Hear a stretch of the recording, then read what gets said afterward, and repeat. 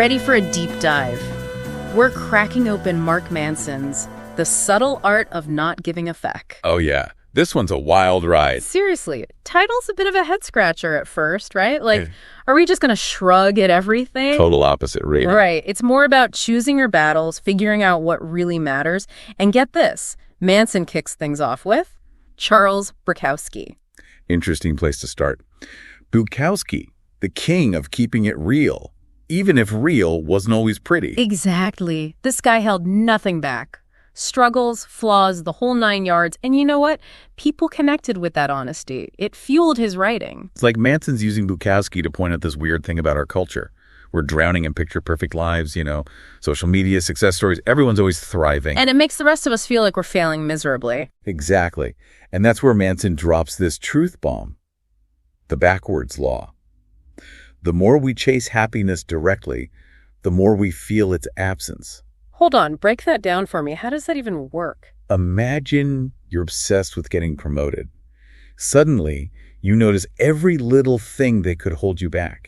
You see other people's successes as your own failures. So it's like self-sabotage disguised as ambition. Exactly. So it's not that we shouldn't have goals, it's how we approach them. More about the journey than the destination. You got it. Manson uses this analogy of working a muscle.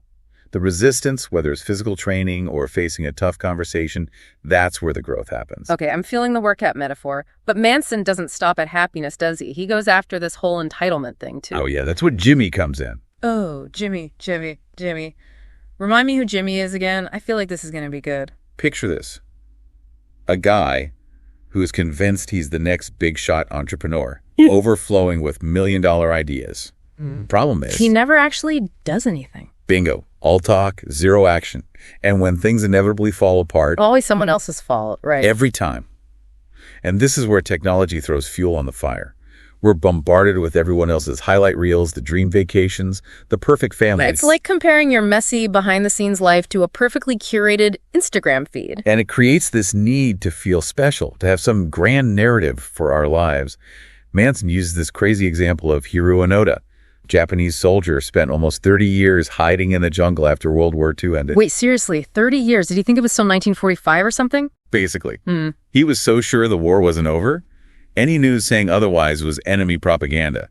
Didn't believe it until his old commanding officer found him in '74. Wow. Talk about dedication. Even if it's to a cause that, well, didn't exist anymore.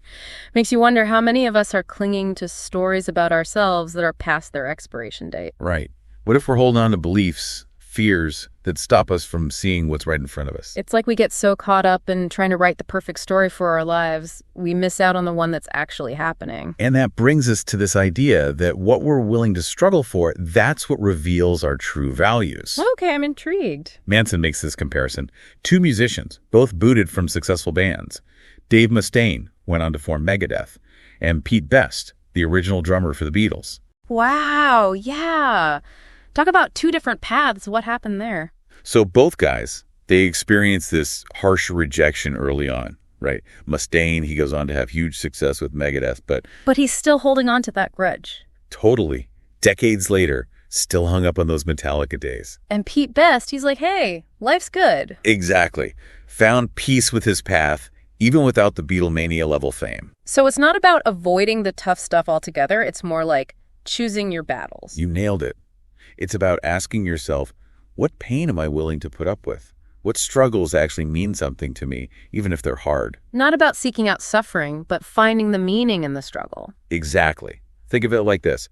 Pleasure, that's often a side effect, a byproduct of going after something you truly care about, not the main course. Okay, I like that. Example. Manson talks about Picasso. Dude's in his 80s, still finding joy in the act of creation itself. Didn't matter if it was a masterpiece or a doodle on a napkin. Right. It was the process, that connection with his art, that lit him up. Makes you think about that quote, fall in love with the process, and the results will follow. There you go. And this whole idea of focusing on what you can control, it ties into another big one, the power of no. No, that tiny word that can feel impossible sometimes. Why is it so crucial here? Because it's about setting boundaries. getting clear on what truly matters to you, not what you think you should care about. So figure out your values, then build a life that actually reflects them, even if it means saying no to things that sound tempting on the surface. Exactly. Yeah. Manson actually tells this story. He goes all in on this nomadic lifestyle for a while, traveling the world, chasing new experiences. Okay, sign me up. What's wrong with that? He realized even incredible experiences, they have a shelf life. The more he chased novelty for novelty's sake, the less impact each experience had. It's like that feeling when you eat way too much at a buffet. Sure, you had access to all this amazing food, but did you enjoy it? Perfect analogy. And, Yeah. This whole thing applies to relationships, too. Oh, yeah. How so? Manson argues that healthy love, it needs boundaries. It's not about trying to be everything to your partner. More about accepting each other's individuality, knowing you can't fulfill every single need, and that's okay. 100%. Healthy relationships, they thrive on honesty even when it's tough. So sometimes the most loving thing you can do is say no or have those difficult conversations. Absolutely. Manson talks about how he's brutally honest with his wife, even about things like, her appearance. Whoa, okay, that's taking it there, but it shows a level of trust. Like you're both committed to being real, even when it's hard. Exactly. And speaking of facing difficult truths, Manson doesn't shy away from one of life's bigger challenges. Mortality. Yeah, we're getting deep real fast. Where's he going with this? Okay, mortality. Heavy stuff. Where does Manson go with this? He dives into the work of this guy, Ernest Becker, explored this idea of death terror. Death terror. Okay, that sounds intense. Basically, it's this deep down fear of dying that drives a lot of our behavior. I can see that. I mean, we all want our lives to mean something, right? Not just fade away. Exactly. Becker's argument was a lot of our motivations, even the good ones, achievement, wanting to leave a legacy, it all stems from this fear of not existing anymore. So it's like we're trying to outrun the inevitable, building monuments, chasing fame, all that. Kind of, yeah. But here's the kicker.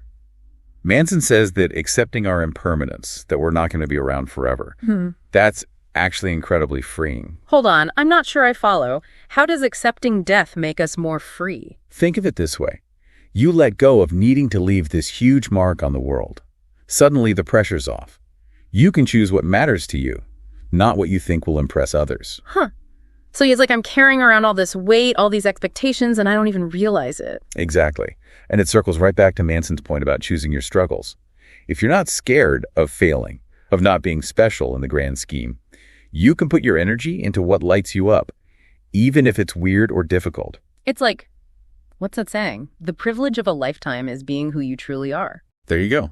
Owning your choices, what you value. Makes you think about those areas where you've been playing it safe.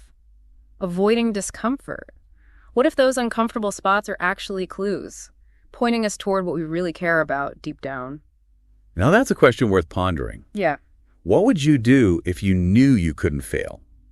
Or at least that failing wouldn't define you? Wow. That's a lot to chew on. It really makes this whole not giving a feck idea more about, like, really living, intentionally. Exactly. Being kicky with your energy. Figuring out what truly matters to you and letting go of the rest. Embracing the freedom that comes with knowing our time is limited. So to wrap this up, it sounds like Manson's message isn't about being indifferent. It's about deciding what's worth caring about, what we're willing to fight for, and building a life that reflects that, even if it gets a little messy sometimes. I'm going to put it better myself. And with that, I've got a sudden urge to do something terrifyingly brave that I've been putting off. That's what I'm talking about. And for everyone listening, what will you choose to give a fuck about today?